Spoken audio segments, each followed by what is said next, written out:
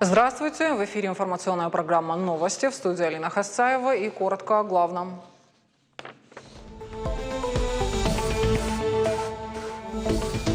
В Северной Осетии продолжается вакцинация от коронавируса. Привиться жителей республики могут как в поликлиниках по месту жительства, так и в мобильных пунктах. Обои, ванны, санузлы все готовы, индивидуальное отопление, газовые печки. Многоквартирный дом на Тельмана 26 практически готов. Здание построили за 2 года. По программе «Сейсмик» оно может выдержать землетрясение до 9 баллов. В Куртатинском ущелье прошел мастер-класс. Участникам раскрыли секреты приготовления традиционных осетинских пирогов.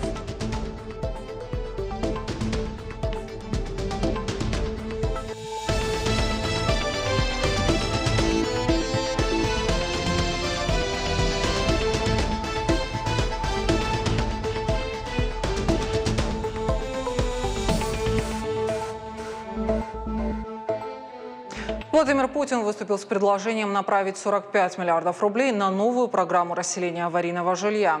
Президент напомнил, что сейчас по нацпроекту «Жилье и городская среда» регионы расселяют аварийное жилье, признанное таковым на начало 2017 года. В прошлом году на эту программу было добавлено 50 миллиардов рублей. Рассчитана она до конца 2024 года. К этому сроку свыше 530 тысяч человек должны быть переселены из непригодного для проживания жилого фонда. Работа идет с опережением графика. До конца текущего года 9 регионов страны завершат ее досрочно. Правительство страны направит более 600,5 миллионов рублей на покупку концентраторов кислорода для лечения больных коронавирусом в 20 регионов. Среди них и Северная Осетия. Такое распоряжение подписал премьер Михаил Мишустин. Аппараты обеспечивают больницы кислородом для лечения пациентов с дыхательной недостаточностью. Каждый субъект в среднем получит по 32,5 миллиона рублей. Этих средств хватит на покупку оборудования, его доставку и проведение пусконаладочных работ. Председатель правительства также отметил, что региональные власти должны заранее планировать потребность кислорода и внимательно контролировать состояние оборудования. О вакцинации населения в субъектах страны говорили на совещании под председательством вице-премьера правительства России Татьяны Голиковой. В режиме видеоконференц-связи в нем принял участие и в Рио главы Северной Осетии Сергей Миняйло. На сегодняшний день привито более 130 тысяч человек. В республике 12 основных пунктов вакцинации, 47 развернуты в ФАПах и амбулаториях, работают и 32 мобильные бригады. Особое внимание, по словам Сергея Миняйло, уделяется пожилым людям. Специалисты осуществляют подомовые обходы лиц старше 60 лет и информируют их о необходимости привиться против коронавирусной инфекции. В Федеральной службе по надзору в сфере защиты прав потребителей и благополучия человека отметили, что, согласно статистике, в республике в основном выявляются случаи с уже выраженной симптоматикой.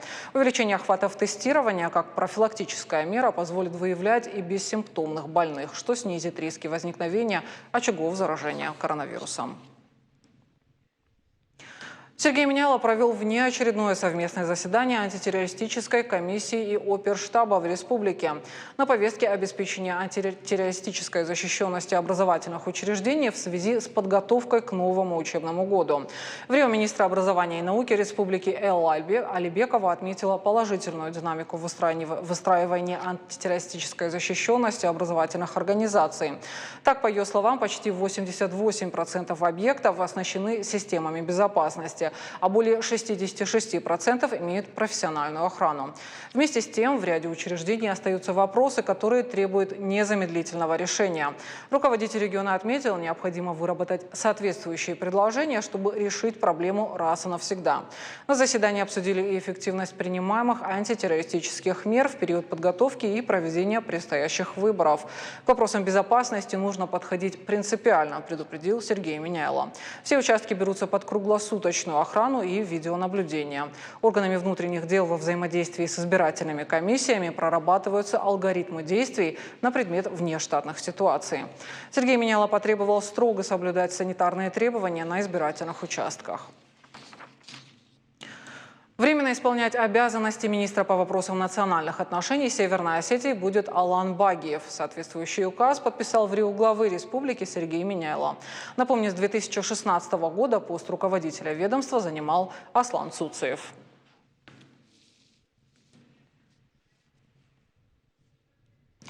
Теперь о ситуации с COVID-19. За сутки в Северной Осетии зарегистрировали около 70 случаев заражения новой коронавирусной инфекцией.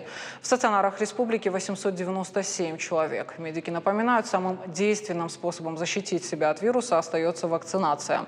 Привиться жители региона могут как в территориальных поликлиниках, так и в мобильных пунктах. Медучреждения республики располагают вакцинами «Спутник Ви», «Спутник Лайт» и «Эпивак Корона». С подробностями Дана Малышева. Нельзя ходить в бассейн, в сауну, делать какие-то физические нагрузки. Еще после вакцинации нельзя мочить место укола и 3 дня принимать алкоголь. При покраснении выпить антигистаминные средства. Если поднимается температура, взять противовоспалительные. Нахожу 12:48. Такое рекомендует и Алене Василенко. Она делает второй компонент спутника Ви. Предупредили о побочных действиях. Но пациентка уже сталкивалась с ними после первого этапа. У меня болела рука, было покраснение в месте укола, небольшое головокружение, тошнота и поднялась температура 37,5. Но все это прошло в течение 2-3 дней, поэтому ничего такого. Вакцинироваться можно в первой поликлинике. У них в запасе «Спутник Ви», «Спутник Лайт» и «Эпивак Корона». Каждый день препараты получают около 150 пациентов. Тщательно следят за условием хранения. Так, например, держат «Эпивак Корону» в холодильнике. Его температура хранения +2, +8 градусов. Вот видите, у нас холодильник. В холодильнике 5,3, видите, да? А остальные, значит, «Спутник Лайт» и «Спутник Ви» хранятся в морозильной камере, там -18 градусов. А вот таблица второй компонент. Перед применением «Спутник Ви» достают из морозильной камеры. За полчаса он размораживается. И в таком виде хранится только 2 часа. Повторно замораживать запрещено. Вакцины, кстати, эффективны одинаково. Отличаются использованием. В основном «Эпивак Корона» или вакцинируют, или вкалывают переболевшим коронавирусом. Также применяют и «Спутник Лайт». Дана Малышева, Заур Кодзаев. Новости Осетии. Во Владикавказе прошел рейд по соблюдению масочного режима на предприятиях торговли. Сотрудники Роспотребнадзора и полиции выяснили, насколько ответственны работники торговых точек. На дверях магазинов размещены предупреждения о том, что вход и обслуживание исключительно в масках. Продавцы, находясь на рабочем месте, также обязаны носить средства индивидуальной защиты и вправе требовать от посетителей соблюдения масочного режима. Но на деле соблюдают эти требования далеко не везде. Покупатели часто забывают надеть маски, либо сдвигают их на подбородок, что сводит их защитную функцию к нулю. Участники рейдовой группы напомнили, что ношение масок в помещении в условиях сложной эпидемиологической обстановки призвано защитить их самих и окружающих от заражения коронавирусной инфекцией и ее распространения. По новой редакции главы республики номер 159 от 22 июня сейчас все посетители должны быть в объектах розничной торговли, а также в торговых центрах в масках. Нарушение масочного режима сейчас карается административными штрафами. На индивидуальных предпринимателей составляется административный штраф в размере от 50 тысяч до 150 тысяч. Если это является юридической организацией, юридическим лицом, то в размере от 200 тысяч до 500 000. Индивидуальное отопление, газовые печки, ремонт – все готово для новоселов. На улице Тельмана, 26 по программе «Сейсмика» за 2 года построили дом под ключ. Здание может выдержать землетрясение до 9 баллов. Что еще предстоит сделать, расскажет Эллада Дзукаева. 5 этажей, 50 отремонтированных квартир. В сентябре будет сдан в эксплуатацию дом по улице Тельмана, 26. Строительство велось с конца 2019 года, но благодаря добросовестной работе подрядной организации с поставленной задачей справились раньше срока. Сами уже в своей конторе поставили перед собой задачу, что надо сдать его досрочно и идти дальше, другие объекты как бы. И стремились к этому, и вроде получается. Дом трехподъездный с ремонтом под ключ. Закончены кровельные, электромонтажные и внутренние отделочные работы. Также ведется благоустройство придомовой территории. Обои, ванны, санузли все готовы как бы.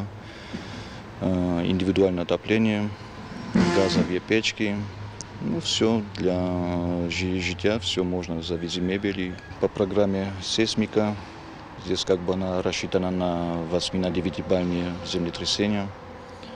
То есть изначально была конструкция проектировщиками разработана так, чтобы она должна была выдержать как бы 8-9 баллов. Строительные работы велись в рамках реализации федеральной программы повышения устойчивости жилых домов, основных объектов и систем жизнеобеспечения в сейсмических районах страны. Многоквартирный дом отвечает всем стандартам современной технологии строительства. Лада Дзукаева, Алан Суанов, Новости Осетии. Во Владикавказе продолжается демонтаж высотки в Центральном парке. Работы в 12-этажном здании ведутся ежедневно. Организовали технологические проемы и выносную площадку. Используют кран. Все этажи уже зачистили от кирпичей и другой лишней нагрузки. Прилегающая к зданию территория огорожена в целях безопасности. Работают одновременно более 10 человек. Демонтировать будут по одному этажу, начиная с верхнего. Снос каждого этажа займет до 2 недель. Работы должны полностью завершить в течение полугода. На подходе второй робот, который будет как бы уже в паре работать, они будут. И все работы по проекту будут как бы идти как положено, как было задумано. Вопросов, в принципе, ни организационных со стороны властей и со стороны города, ни наших производственных нету, которые бы сегодня нам мешали работать. Все идет нормально. Придут крашеры, придут ножницы, которые это все будут материал перерабатывать. Начнется, когда уже плановая работа, здесь как бы по мере необходимости будет добавляться техника. Протекающая кровля, изношенный фасад и коммуникации. В таком состоянии до недавних пор был дом на улице Иристонская, 23А. Жильцы долгое время пытались решить вопрос, обратились и в фонд капитального ремонта. Там провести работы согласились при условии, если уровень взносов будет не ниже 80%. Все детали в материале Федора Сухарникова. Жители трехэтажки по улице Иристонской давно перестали ждать помощи. Дом, которому без малого почти 65 лет, нуждался в срочном капремонте. Протекала кровля, фасад давно потерял вид, постоянные проблемы с внутридомовыми коммуникациями.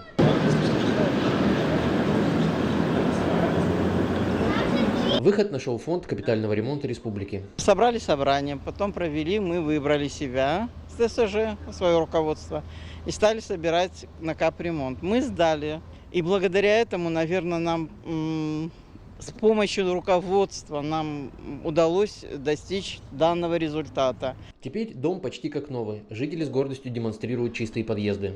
Дом был в страшнейшем, наверное, каком-то состоянии. Он был просто, вы сами можете представить себе, дом, которому было уже около 60 лет, и который ни разу не ремонтировался. Своими силами мы чего-то там латали, что-то пытались сделать, но это все равно было не то. И вот нас надоумили на такую мысль собрать вот именно такой процент, 80% для капремонта. Это вот с удовольствием жильцы дома одобрили. И, собрав эту сумму, в первую очередь вот мы попали под капремонт. Капремонт – это вот на самом деле из этого старого дома буквально остались только стены. А все остальное – крыша, подвал, стояки в квартирах, фасад. Вот даже какие-то деньги остались на фасад. Фасад уже как-то у нас не получался, но все-таки добились, чтобы это уже сделать сказку с этого дома. В фонде капремонта республики признают, что могли бы приводить в порядок больше домов, но жители неохотно оплачивают обязательные взносы. Капитальный ремонт, оплата взносов за капитальный ремонт – это обязательный платеж, предусмотренный Жилищным кодексом Российской Федерации и постановлением правительства Республики Северная Осетия-Алания. Чем больше мы соберем денег, тем больше домов мы отремонтируем в республике. Между тем, работа ведется и со злостными неплательщиками. Неплательщики, которые есть в республике, на них передаем по судебным приказам в суд. На сегодняшний момент подано порядка 2000 судебных приказов с начала года. Также порядка 50 исковых производств. Люди, которые обжалуют свои судебные приказы, либо отменяют их, думают, что на этом у них эпопея с капитальным ремонтом закончена. На сегодняшний момент мы их начали передавать в исковое производство. Главное помнить, своевременная оплата обязательного платежа – это залог того, что ваш дом будет отремонтирован и содержаться в чистоте. Федор Сухарников, Давид Бетиев, Азамат Кудзагов. Новости Осетии. Уже год на базе гимназии «Диалог» работает класс программирования. Открыть его удалось благодаря нацпроекту образования. Обучение в классе бесплатное. Занимаются в группах дети от 8 до 17 лет. Сейчас идет набор обучающихся. Для всех желающих проводят мастер-классы. На одном из них побывала и моя коллега Сабина Гатагова.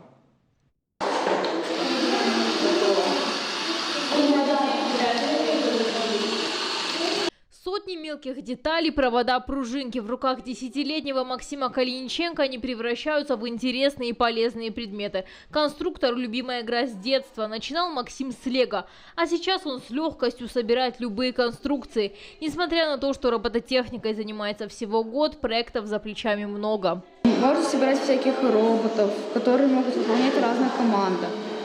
Этот робот едет по заданной траектории. И когда он видит перед собой препятствие, он отъезжает от него и начинает ехать и в другую сторону.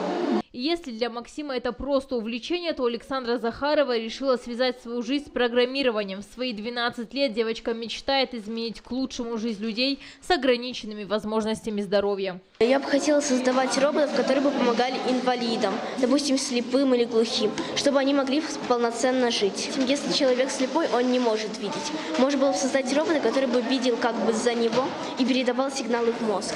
Все конструкторы разной степени сложности. Задания развивают логическое мышление, мелкую моторику. Робототехника для ребят стала не просто увлечением. Каждое занятие дарит колоссальный заряд положительных эмоций. В такой вот игровой форме ребята знакомятся с базовыми понятиями в области логики, в области программирования и изучают простейшие такие вот блочные языки программирования, когда можно задать работу робота, используя некоторые вот блоки, перетаскивая, да, и совершенно не нужно писать программы так, как это делают наши старшие школьники. Увлекательный мир конструирования, творческая атмосфера в школе программирования непременно помогут многим ребятам в выборе будущей профессии. Некоторые из них уже сегодня решили стать инженерами. Сабина Гатагова, Игорь Войцеховский. Новости Осетии. Как испечь традиционные осетинские пироги? Тонкости приготовления этого блюда бережно хранят и передают из поколения в поколение. Секреты вкусных пирогов сегодня узнали участники мастер-класса в Куртатинском ущелье. Приготовить пироги с разной начинкой смогли как жители республики, так и гости из других регионов России. Среди них профессионалы и просто любители. Жители и гости республики следят за каждым движением рук. Чтобы правильно испечь осетинский пирог, важно все – и техника приготовления, и ингредиенты, и пропорции. Мастер-класс проводит известный изготовитель осетинских пирогов Мадина Чипирова. На килограмм фарша воду. Воды сколько на килограмм? Воды сколько? Ну вот на килограмм, я думаю, 300 грамм, 300 мл, 200.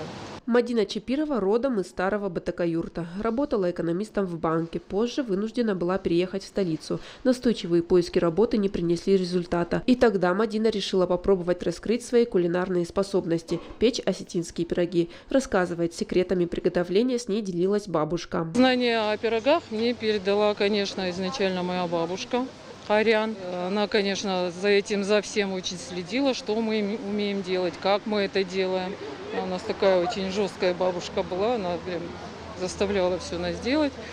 Но пироги я так и не научилась делать, пока я жила дома. Ну, а потом уже со временем, так как я уже взрослела, это надо было делать. Приходило осознание того, что я осетинка, Ирон Шулгой маг уже в будущем.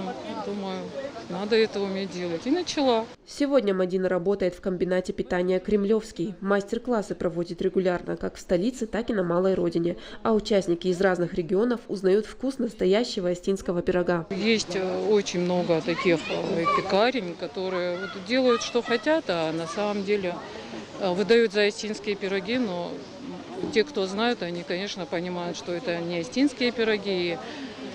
Близко не стоят к ним, помимо того, что очень много нетрадиционных начинок, которые вот вне республики, то есть не осетины, они утверждают, что это осетинские пироги, это осетинские начинки.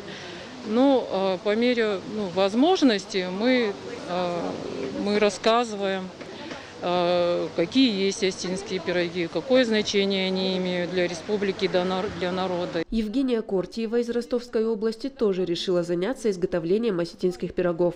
3 месяца назад с мужем открыла семейный бизнес в городе Шахты. Специально приехала в Осетию на мастер-класс, чтобы научиться самой печь пироги. Хотелось такого гуру научиться, потому что они у меня очень красивые, но я думаю, что и вкусные. Многого нового открыла.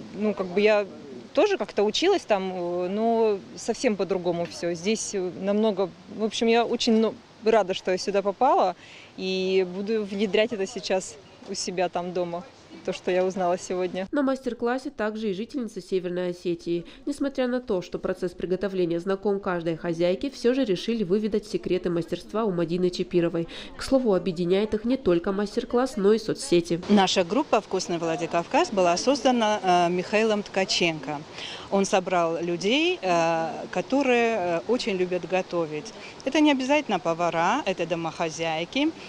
И в нашей группе очень хорошие люди собрались. Все друг друга любим, уважаем, но встречи между нами пока не было до сегодняшнего дня.